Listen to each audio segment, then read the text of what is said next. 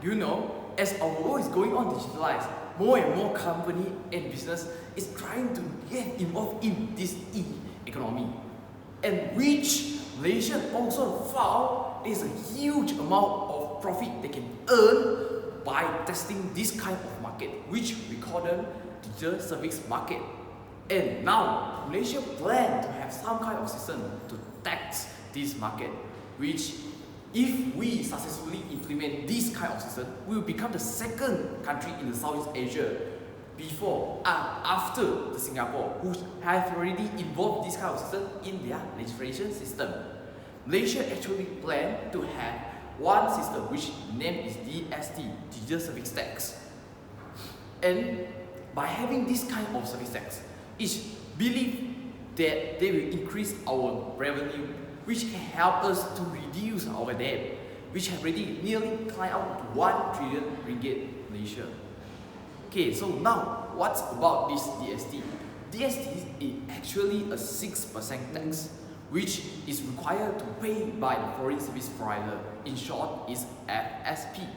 So these FSP are required to register under RMCD, the Royal Malaysia Customs Department, to become one of the foreign registered person, FRP, who already earn more than 500,000 ringgit Malaysia in Malaysia. So we believe some of the business will be affected by this kind of services, this type of service tax, which are for Spotify, Google, Steam, and also the Netflix. So what are the benefits, challenges, and how does DST can help to improve our Malaysian tax system? Let's watch.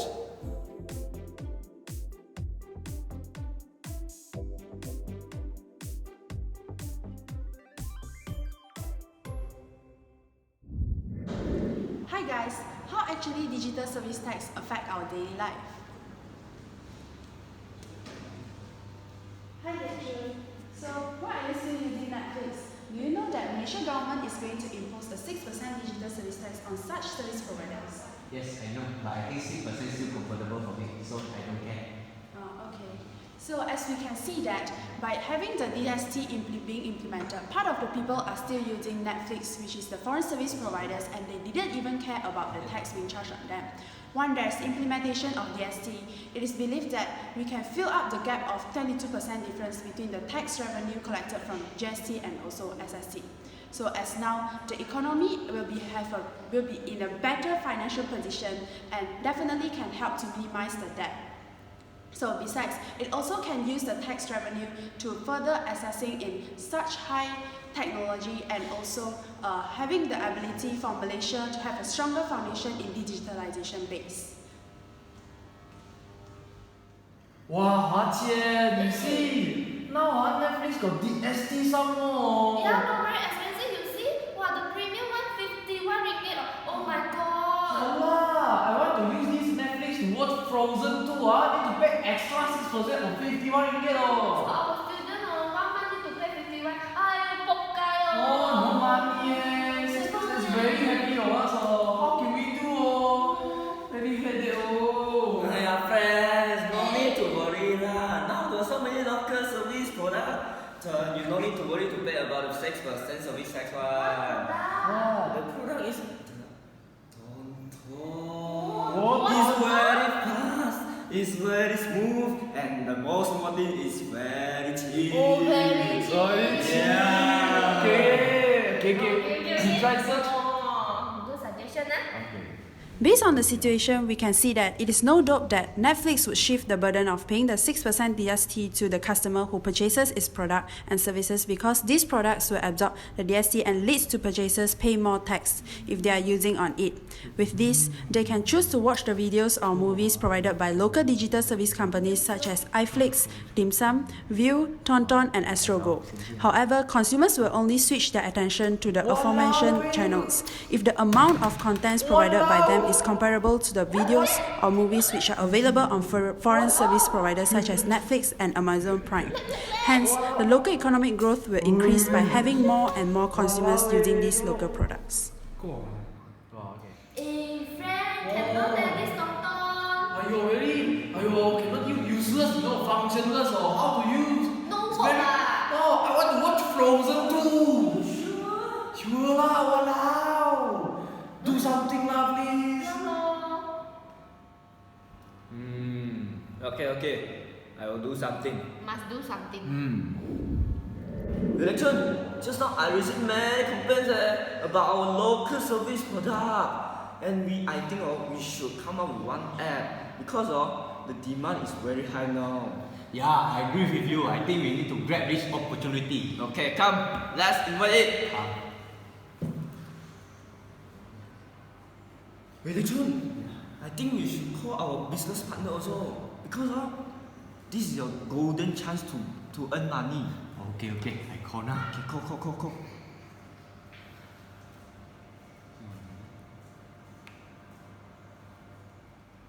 Yes! Yeah, I finally done the revolution! Yeah!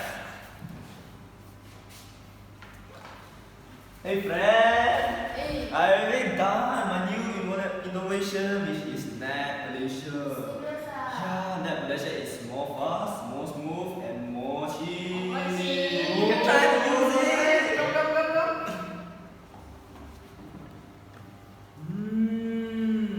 Hey, okay leh. Not bad ah. Oh, how much the price ah? Wow, 1 ringgit only oh. Oh. Okay ah. Oh, your Frozen? Oh, Frozen 2 is here. Wow, good. You Nice. satisfied with your service?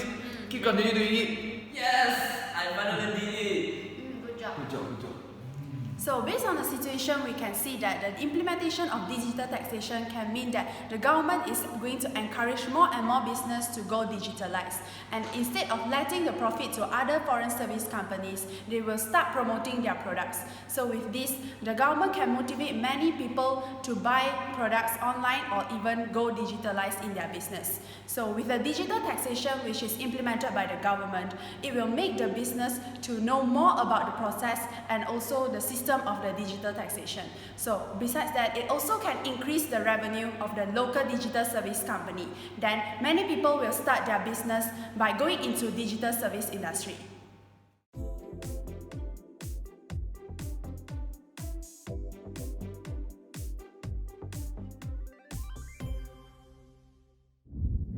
The first challenge of digital taxation system is the high transition cost incurred from traditional to digital. By implementing this digital taxation system, companies need to bear high amount of transition costs and also reporting costs in order to comply with this new digital tax law. So by implementing this digital taxation, the high reporting costs will be incurred to the companies from using the bureaucratic paper filing format to the digital taxation system. So basically, companies will be using different hardwares that needs to comply with the new digital tax law. So by using this hardware, some of the hardware that will be needed are the smartphones, computer, main server that have to be installed in all this to comply with this new digital taxation system. So however, small businesses will be facing difficulties in bearing these such huge amount of fund because they are using sophisticated equipment that force them to buy this equipment so that they can comply with this digital taxation system. So in order to implement this digital taxation in this small business, the company will face difficulties in funding the sophisticated equipment and leads them to face bankruptcy in the worsened situation.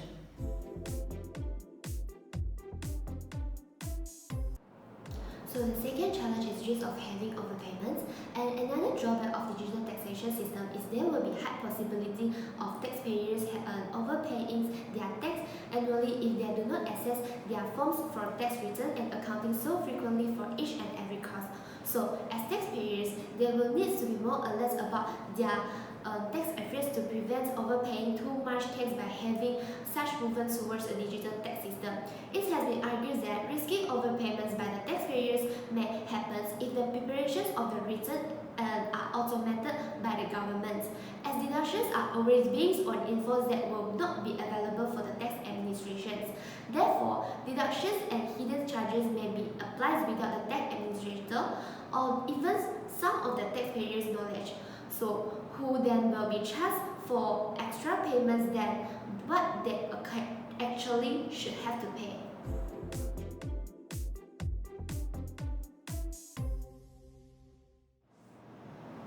Okay, so if you ask me, what are the challenges of this digital taxation? The first thought that comes into my mind is, how are you going to collect this type of tax? As for now, I think that the use of charging mechanism for this type of transaction is ineffective. There is no incentive for the final consumer to pay the VAT, which is the value-added tax. Even though the Malaysian government has come up with a proper payment system, but there will still be other problem. Which the first thing is, if the FSP, Foreign Service Provider, do not follow the process of registration, the system will not work. Okay?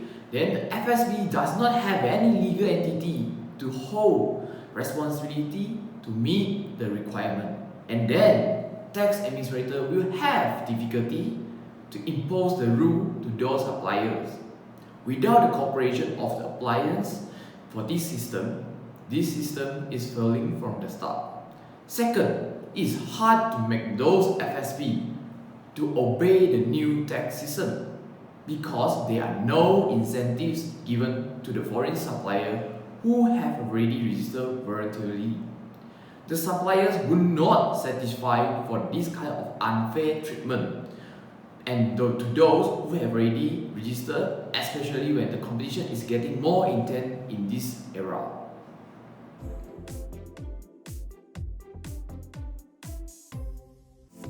So the following challenges is cybersecurity.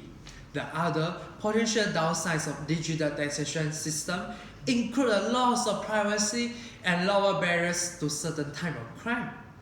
This will lead to a platform for cyber theft and high possibility to happen network security tricks. Among many other security weaknesses, computer hacking has been an ongoing issue of concern in the IT society.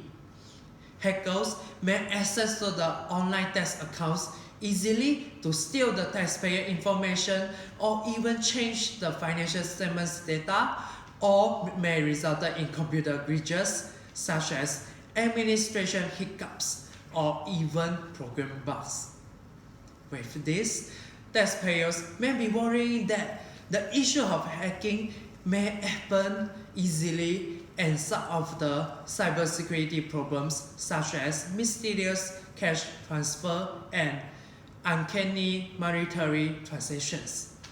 So, in order to overcome this issue, theft, identity, and leaking of company fiscal information may lead to audit correction that incur high price charging and also increase the tax payment.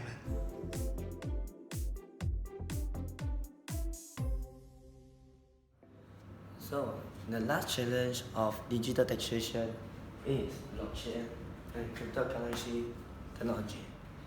So, cryptocurrency and blockchain technology are reshaping global cross-border financial institutions.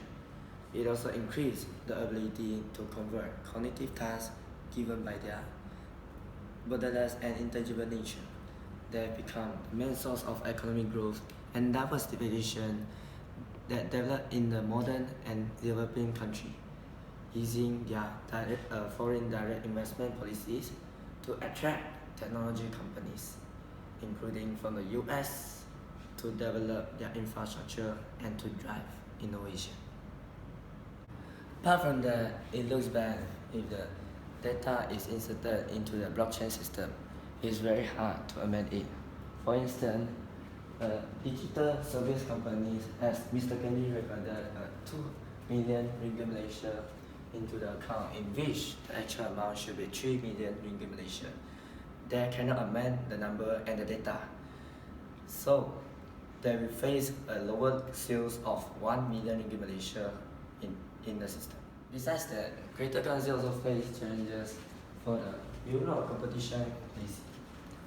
There are many companies are operating in the world. It's very hard to implement their surveillance on anti-competitive behaviors.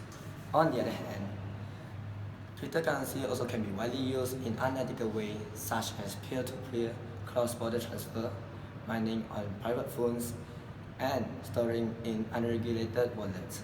So that's all for the challenges of digital taxation. Now let's move on to the next point, which is the improvement or future of the tax system.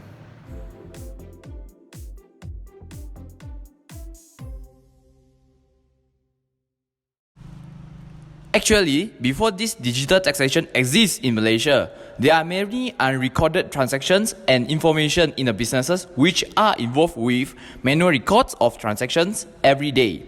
They are doing this either by purposely or fortuitously in order to take advantage or not paying the exact amount of tax payable that should be assessed.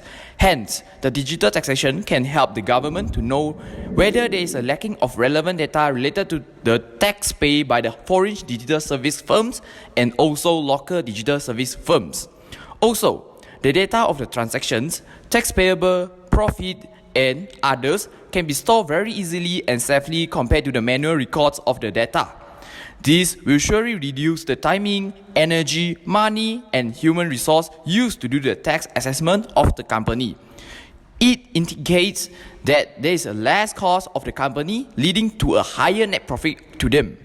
Through this taxation system, every single transaction can be provided online. Thus, the accurate information required by tax authority can be used to clarify and improve tax compliance.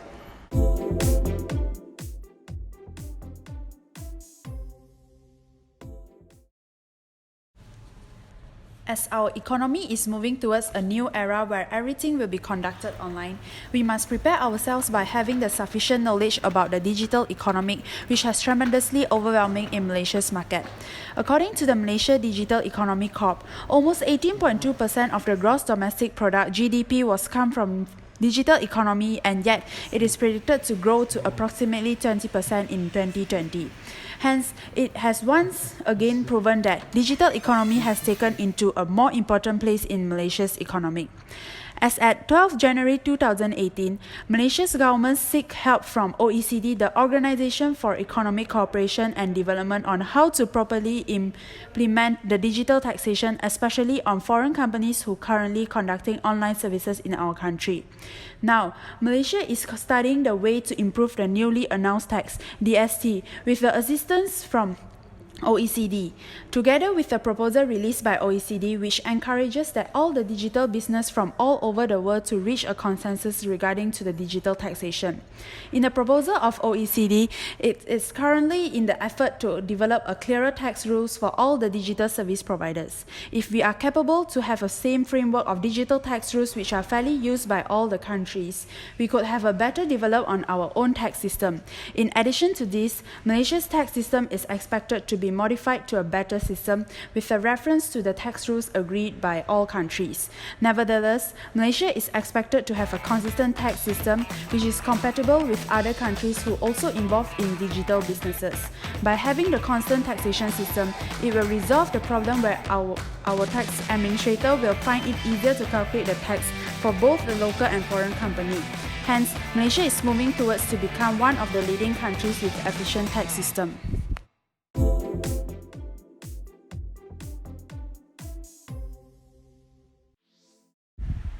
Currently, Mr. Orange is doing the tax computation by using the current tax codes, but he found that the tax code that he's using is complicated yet difficult to be applied in tax computation.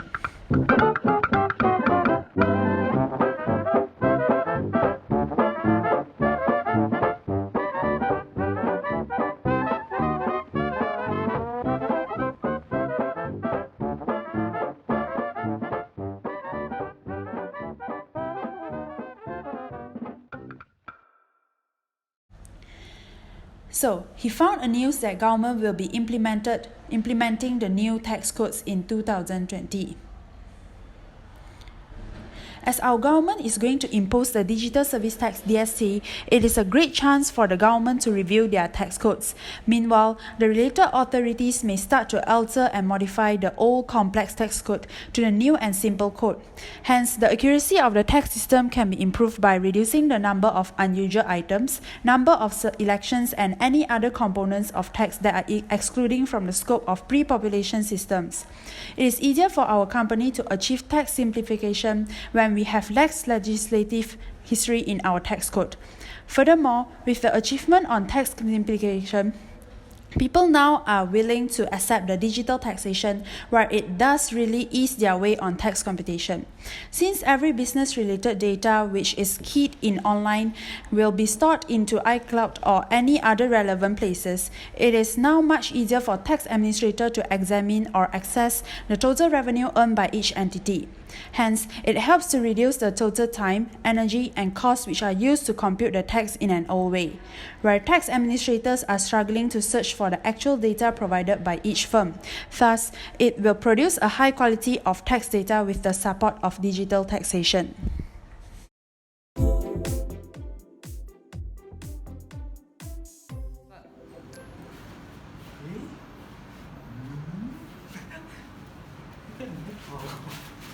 Okay, as conclusion, there has been uncountable introduction of the different category of tax of Malaysia, such as SSC, GSC, and also PSC. In 2019 budget, Malaysia announced that we are going to prepare for the transformation into the new track of economy, which is digital economy. And this will have confirmed in 2020 budget that we are going to implement the digital service tax starting from January 1st, 2020. While these changes have led to many impacts which are benefit and also challenges that can be expected by us in coming year.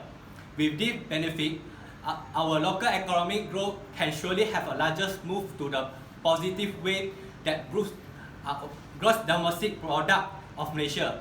This standard and rule can clearly show that how the taxpayer adapt the new tax, making the tax system to more effective and efficient.